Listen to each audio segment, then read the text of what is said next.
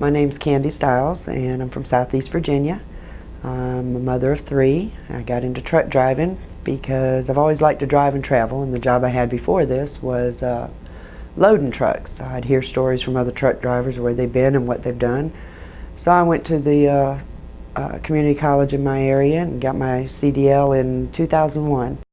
Best thing I can recommend to student drivers that are just coming in, spend 2 years with somebody, find somebody that you like, and make sure that they know what they're doing, and listen to them, learn, watch, take what you know from everybody, listen to other people at truck stops or other drivers at the terminals, and find out how they do things, because that's how you learn, and enjoy. We have an office with a view. See plenty of sunsets and sunrises and mountains, and it's a great job. If I had to recommend anything to a student driver that is going through a school or hasn't had any experience with truck driving, I would tell them to please go to truck driving school prepared. It's a long wait. You have high ideas. It's exciting out here when you first get out here. You want to see everything and do everything, and you'll grow broke really fast. The best thing to do is pace yourself, get with a good driver, do a lot of Walmart shopping. They have little lunchbox things you plug into the cigarette lighter to heat up soup and food. If you have your microwave on your truck, that's awesome. But you pull into a lot of Walmarts and stock your little refrigerator and treat yourself to a meal every now and then. Otherwise, you will use up a lot of money on the road. Going into casinos and stuff like that is fun and it's exciting, but you will end up being broke when you have downtimes. Truck driving is more or less like a seasonal job. You have your highs and your lows, and if you don't save up for the lows, it can really hurt you. Anybody new, if they can ride it out the first 6 months to a year, it gets so much easier after that, but it's really hard getting established and learning things and building your circuit on the road. So take it slow, take it easy, pace yourself, try to save money where you can. You have to use common sense and courtesy when you're driving. If you're driving in bad weather, back off, slow down. If you wake up late and you're in a hurry, you're just going to be late. You need to really just take a deep breath, and because driving in and out of traffic, especially now that you have that big old long trailer, is not a good thing. It's going to cause accidents. 80,000 pounds is a lot of weight. You can't stop it on a dime. You can't tailgate behind somebody. You have to anticipate what the cars are doing. And there's no quick moves when you drive a truck, because quick moves cause disaster. Of course, your trainer will teach you all of that. But it's just common sense and courtesy.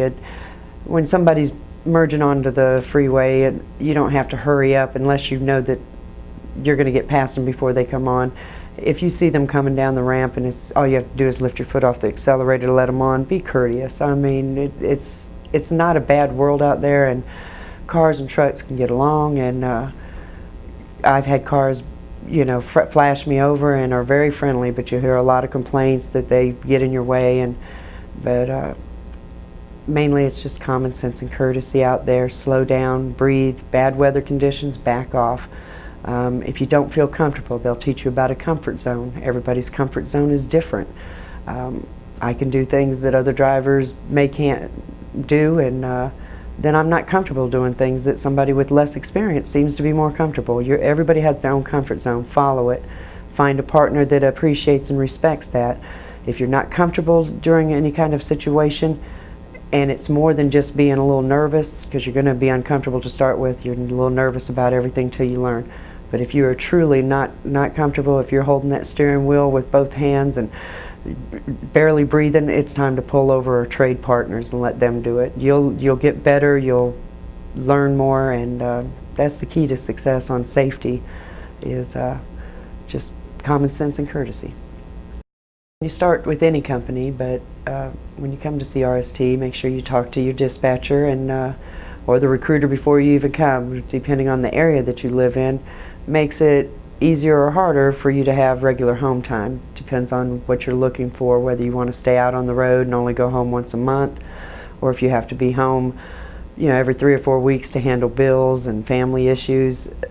before you even start truck driving, you need to find out the company that you go to, how often you're going to be able to get home, because some regions are harder to get to.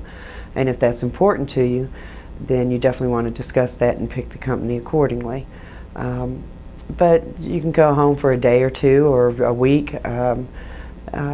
CRST is really easy on how they work the home time depending on your needs.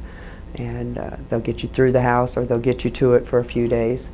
But that's definitely a key thing you don't think about when you first come, but it's really important when you've been out here on the road for 3 or 4 weeks and you miss your family and you want to go home and relax. And so it's definitely something that you want to look into and look at closely and get the right answers. I have always leased a truck from CRST, and you hear a lot of things out there in the truck driving world about lease purchase. CRST is one of the best. They have an affordable program.